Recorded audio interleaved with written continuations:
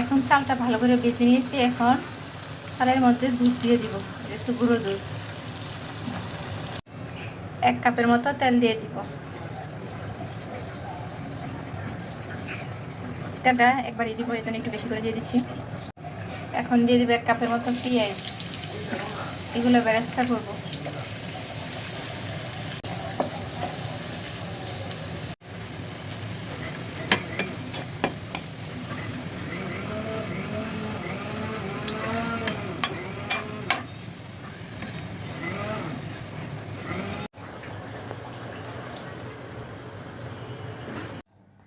এই যে এখানে আমি 2 কেজি মাংস ধুয়ে ছোট ছোট সাইজ করে কেটে নিয়েছি, কেটে পানিটা ঝরিয়ে নিয়েছি।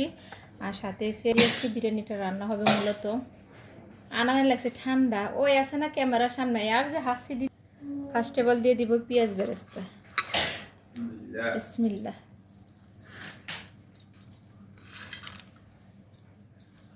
এক কাপের মতো পেঁয়াজ বেরেস্তা করেছিলাম, সেটা দিয়ে দিলাম। এখন দিয়ে দিব আদা বাটা, আদা বাটা রসুন বাটা।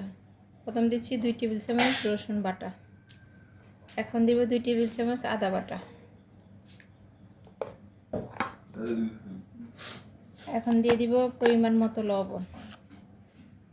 লবণ রয়েছে যে মাংসের পরিমাণ বুঝে তারপর লবণটা দিতে হবে। তারপর দিব এখানে মরিচের গুঁড়া।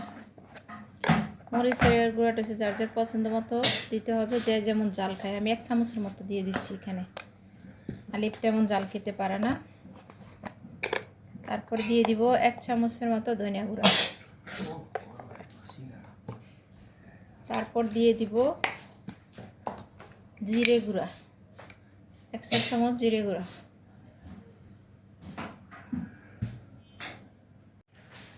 এখন দিয়ে দিব কিছু কাঁচামরিচ।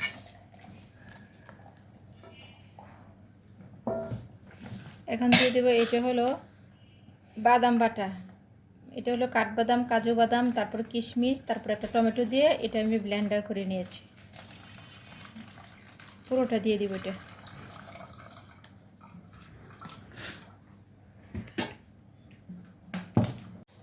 এখন দিয়ে দিব রাঁধুনি বিরিয়ানির মশলার প্যাকেটটা। এটার মধ্যে সব ধরনের উপকরণ আছে।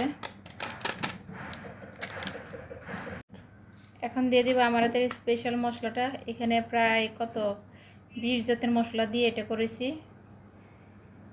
এই ভিডিওটা আমার চ্যানেলে দেওয়া আছে, ফেসবুক পেজে দেওয়া আছে, ইউটিউব চ্যানেলে দেওয়া আছে, চাইলে দেখে আসতে পারেন কী কী মশলা দিয়ে এটা আমি স্পেশাল মশলা বানানো হয়েছে।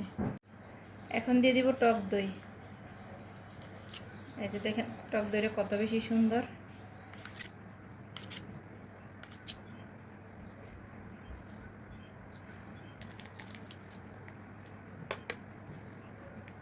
তেল দিতে ভুলে গিয়েছিলাম, এখন পেঁয়াজ বেরেস্তার যে তেলটা ছিল না সেটাই দিয়ে দিব। সাথে আবার ঘিও দিয়েছি 1 চামচের মতো।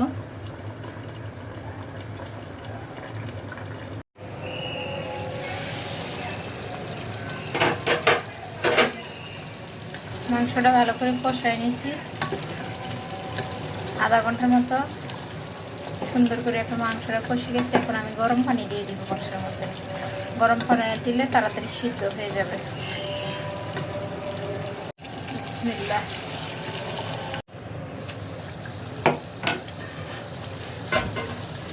মাংসটা সিদ্ধ হয়ে গেছে। এখন আমি এটা নামিয়ে চালটা কষাই নিই। মাংসটা হয়ে গেছে, সিদ্ধ হয়ে গেছে।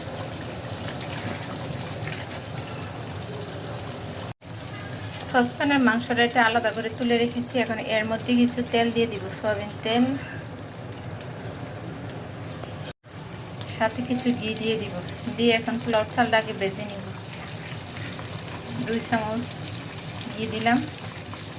এখন চালটা ভালো করে ভেজে নিব। এখন একা চালগুলো দিয়ে দিব। বিসমিল্লাহ।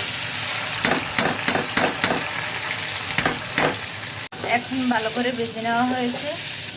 এখন মাংসগুলো চালের সাথে মিশিয়ে ফেলব। এখন চালের সাথে মাংসগুলো সুন্দর করে মিশিয়ে নেব।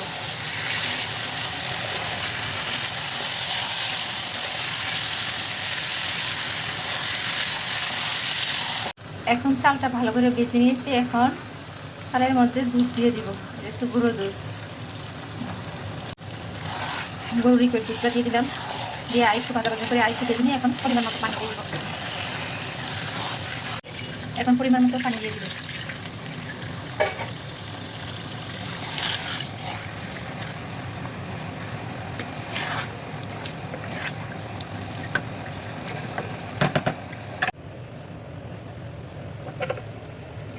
বিসমিল্লাহ।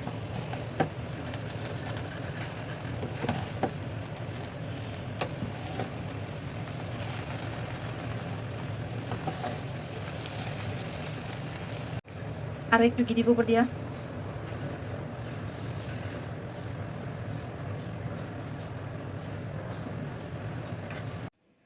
উপর দিয়ে একটু পেঁয়াজ বেরেস্তা দিয়ে দিলাম। মাশাআল্লাহ, অনেক সুন্দর স্মেল বেরিয়েছে।